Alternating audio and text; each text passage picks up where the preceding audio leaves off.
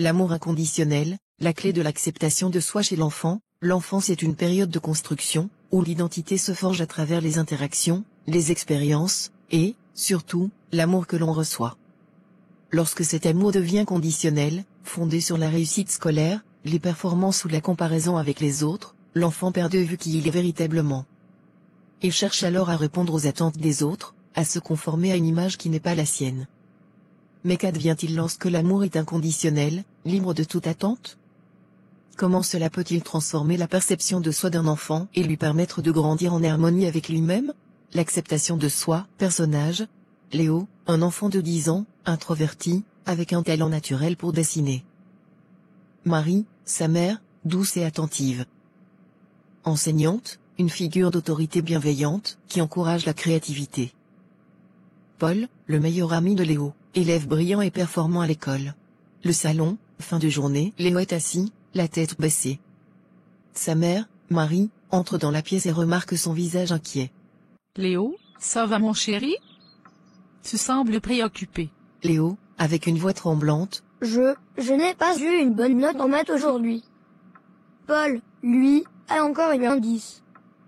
Pourquoi je n'y arrive pas comme lui?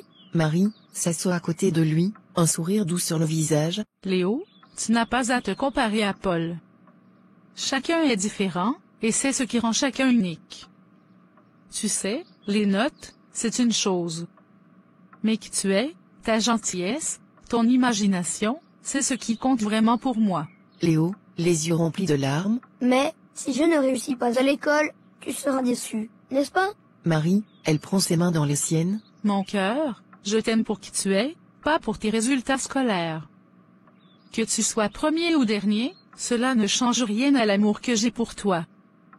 Ton talent pour le dessin, ta manière d'aider les autres, c'est tout cela qui fait de toi une personne unique.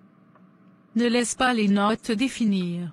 L'école, salle de classe. Léo, assis à son bureau, dessine pendant une pause. L'enseignante s'approche et regarde son dessin avec attention. Enseignante, impressionnée. Waouh, Léo, ce dessin est vraiment incroyable. As-tu déjà pensé à participer au concours de dessin de l'école? Léo, timidement. Je ne sais pas, je ne suis pas sûre que ce soit assez bien. Enseignante, avec encouragement. Léo, tu as un véritable don. Ce n'est pas une question de bien ou de mal, mais de ce que tu ressens et de ce que tu veux exprimer. Tu devrais être fier de qui tu es et de ce que tu fais. Ce que tu apportes est unique. D'accord, je vais essayer. Merci. Le retour à la maison. Léo rentre de l'école, un sourire timide aux lèvres. Marie l'accueille. Alors, comment s'est passée ta journée, mon chéri? Léo, enjoué. L'enseignante a aimé mon dessin. Elle veut que je participe au concours de l'école. Peut-être que je suis bon dans quelque chose, finalement. Marie, avec fierté. Je l'ai toujours su, Léo.